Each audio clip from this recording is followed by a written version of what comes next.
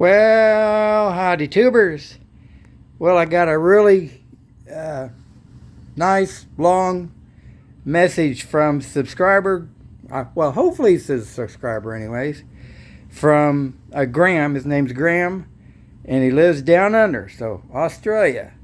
And he was wanting to see the two airplanes that I repaired that my boy had crashed. And speaking of him, I got a message or a text message from him yesterday that him and his girlfriend had quit smoking. So God does answer prayers. It may not be on your time schedule, but he does answer prayers. So that's a blessing, and will be a blessing to him in the long run. So anyway, I was also telling him, or he was wanting to see, well, I might as well do this first then. He was wanting to see the two airplanes, like I said, that my boy had crashed. The Andrews was the name of the company, of the kit, Minimaster. And so here it is. And like I say, I had built one of these back in the 70s. And this was the original pilot that was in it. And the nose gear bearing was red at the time, and that was the original one that I had in here. But, and I didn't know it until, of course, I started putting it back together, that nose gear bearing had got broken to crash. So, oh, yeah, that's right, I think I did a video on that. So I machined one out of nylon to look like the other one. Of course, it isn't red. And so that's what's in here now. But I know the other day I was telling somebody they was here about this airplane and about the monocoat and everything, and I said, yeah, this stuff's pretty tough, and I went boom right there and put a hole in it. So I guess it gets brittle after a while. But now since this is the transparent, hopefully you can tell that that's foam in there, because this has got done the same way that I did, my sweet stick here with the foam wing. So it's done the same way. And of course, obviously, then this isn't the kit built one, but like I say, I did build one in the 70s, and then I when I built this one, well, then I marked it, or what do they say, livery, or however they say it, in the same paint scheme that I had on it. My mom's got the picture of the original, and I took a picture of this in the same spot. But so that's this one. Like I say, it's called, and you can see the big patch on the bottom there. This is called a Andrews Minimaster, and it's got a 25 or something. I don't remember. I forgot to check that out before I did the video. And now this one is called a New Era. I think it's called a New Era 2 or New Era 3. And of course, that's another one that my boy had crashed. And I redid it. Of course, it's the same way. It's got the foam wing, just like I do everything. And I built one of these from the kit, of course, I guess in the 70s also. I like the 25 size airplanes because, of course, a lot less fuel and all that. And this too has a 20 or 20. I think actually this is a 21 HB in here. But all rebuilt, and got 2 flights on it, and got 2 flights on the Minimaster. But I don't remember the kit manufacturer. I guess if I looked on the plans, which I still have, well, maybe it would say. So, okay, so there's those 2 that he wanted. Now then, he said he didn't know that they made an RC Nobler. Well, they did. I guess I'll say back in the maybe even the 60s, the end of the 60s or something, these kits come out. But of course this is the RC version, and here is the control line version, which a guy at the model field let me borrow what he calls, or what everybody else calls, is the green box Nobler. He let me borrow the plans for that, and then I scratch built me a green box Nobler, except I did the same thing here. It's got a foam wing, and well, I'll have to show you that on the phaser, I guess. Here, another airplane. Anyways, you wouldn't be able to squeeze on this very, very hard unless there was foam in there. And I can squeeze on it, and of course I can squeeze on this one too, because there's just foam right underneath there. Of course I can't squeeze right in here because I cut the foam out of there. And of course underneath here is foam too, and then what is it,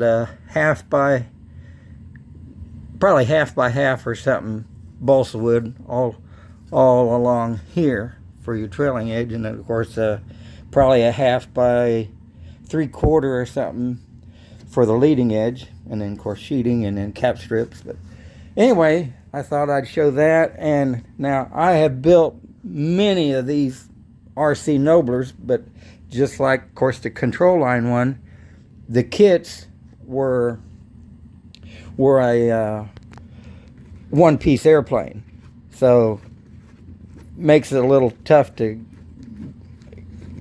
take them places if you don't have a very big vehicle. And of course I'm leaving this together because I got the van to haul it in, but if I need to take it somewhere, I take those two bolts out and the wings slide out. My own design deal there. And just like the control line, you got the stunt flaps. Well, this does too.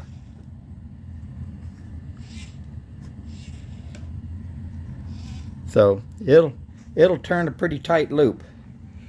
So there's, oh, and I also, which they didn't work yesterday, so I got to get in there and find my leak.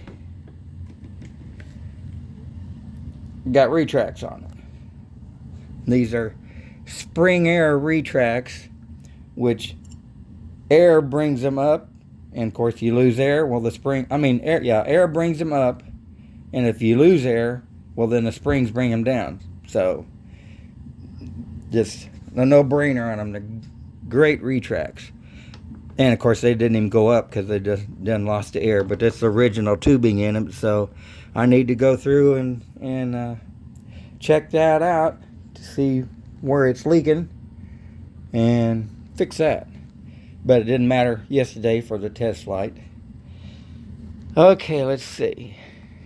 Okay, next up we talk about this SIG phaser, which hasn't crashed, and needs the covering all heat shrink deck down. But SIG, obviously, SIG made these, and I was at a club meeting one time years and years ago, and a guy said that he was gonna build one of the SIG phaser kits and make it control line, which I think it does show it on the plans or something. So I thought, well, I will too. But now if anybody has built the SIG phaser, you know you couldn't grab these like this, because they had some pretty soft light bolts on there, and I can squeeze on this pretty good because it's foam wing again. Love it. Get a nice straight wing, and my procedure or whatever works so good that anyway, so there's my SIG phaser control line. Like I say, need to tighten up the covering. And this has got a, oh, I didn't tell you, Now I don't remember. Okay, this is a Torpedo 45, which torpedo engines for some reason, and that's a Torpedo 35, I believe, in the Nobler there, control line Nobler. They put the exhaust on the other side. Normally, if the engine's up on its side like this, the muffler would be down there. So I'm thinking on one of these or the other, I'm going to put this Fox 40, or was it 35? Now I'm not remember. I think it was a 40, but I think this is a pretty screamer engine, so I don't know which one. I may just try it on the phaser first, and then maybe put it in the Nobler. And speaking of the engines, now the Nobler has a Super Tiger 51 in it, and let's see, because the one I had in it, I think the crankshaft must be bent just a little bit, because I kept fighting with the spinner, and of course it's not right on there as it is now, but it's on there and it's working. I think while I'm doing this, and I know I'm getting along,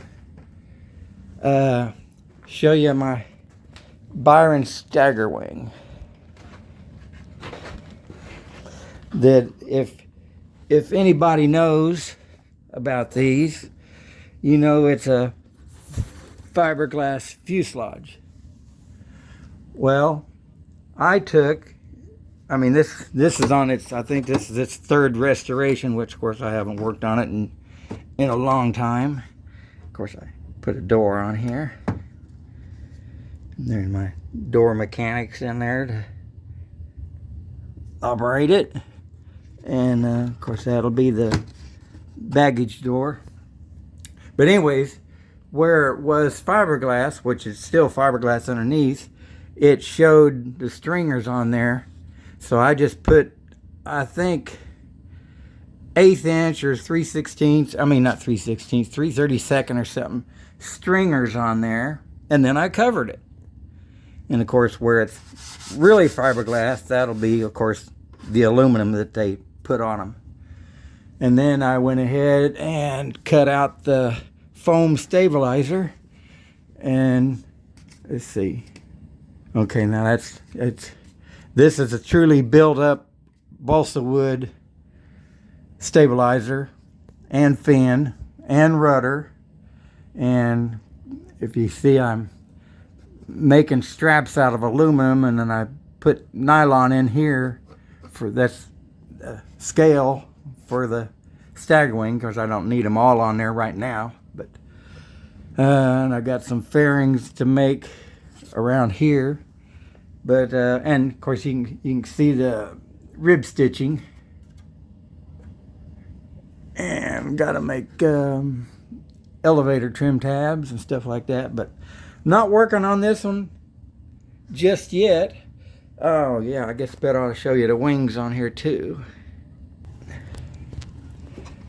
Okay, here would be the top right wing that I sanded. Of course, they're all styrofoam, and I sanded the foam down so that I could add 1/16 sheeting, and then got the rib stitching on here and the peaking tape, and on the aileron too, because this is the aileron.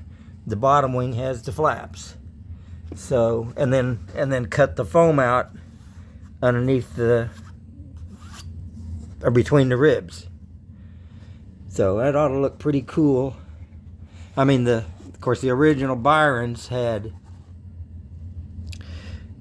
simulated ribs, and of course then they were covered in Econocoat, not Monocoat, because Econocoat is a lower temp covering, and that's what works on foam, unless you glass it with epoxy. and then paint it. I guess while we're digging in here and making a long video. Okay. Well, this is what's left of my Bud Nosen 310, Cessna 310. Obviously, Cessna. That I built many years ago. Well, actually, worked on it for 9 years, not solid, because I built plenty of airplanes in between then. But you can see the rivets on here and the overlapping, what looks like this piece of aluminum, which it isn't aluminum, is overlapping this sheet. And my fake screws that are drops of epoxy, and then when it's about dry, I take a heated up screwdriver and stick it into that epoxy, and there you go. And of course, here's static discharge wicks, which of course have been breaking off, and little inspection covers. But obviously I don't know, I really need to do measurements, because I've got a really detailed 310 book that shows where the rivets went and where the panel lines and all that stuff. And if like this one here, it's not overlapping, it was a kind of a butt joint, so that's what I simulated there, was a butt joint. And of course, here's the end of a sheet here, and of course this here overlapped it. But oh, that's just so fun to do. Of course, this here one was real light fiberglass. I covered it with polyester resin, and then after that's done, and then you primer it and all that, then the fun begins about laying out all these lines and putting all the rivets in here. I put the rivets on there with a comb. You squirt on, of course not on this, but squirt some glue out and then dip the comb in there, and then put the rivets on. But like I say, I think my rivet spacing is a little bit close, but it still looks cool. And I know it's a long video. I'm doing this for Graeme in Australia. And here's the Cessna nameplate. That's pretty cool. And anyways, like I say, I've got that Cessna book, and then I'd go out to the airport so I could, because it'd show you where the rivets were, but it didn't tell you if they were solid or button head.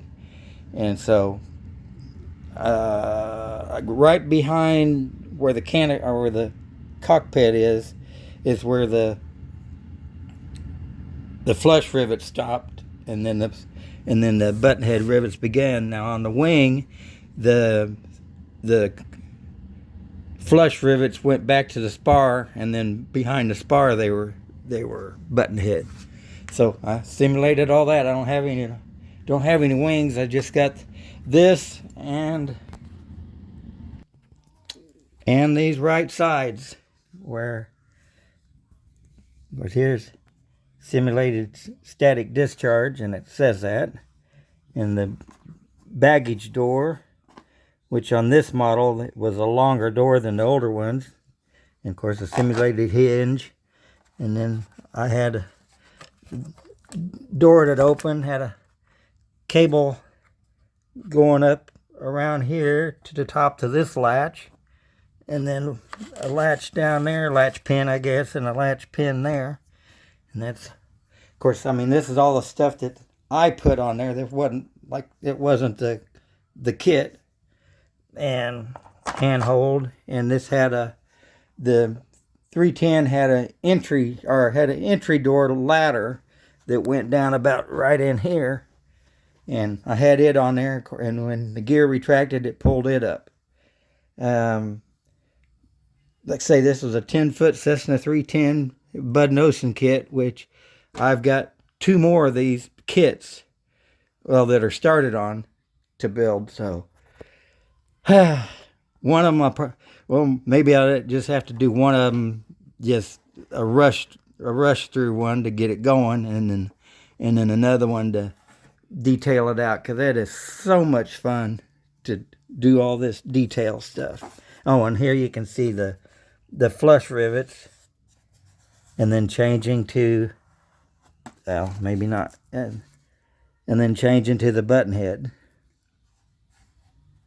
And of course there I did those with a piece of tubing heated up and push into the paint, I get, well, into the fiberglass. So that ought to be a good enough long video for Graeme, and please let me know what you think. There you go. God bless.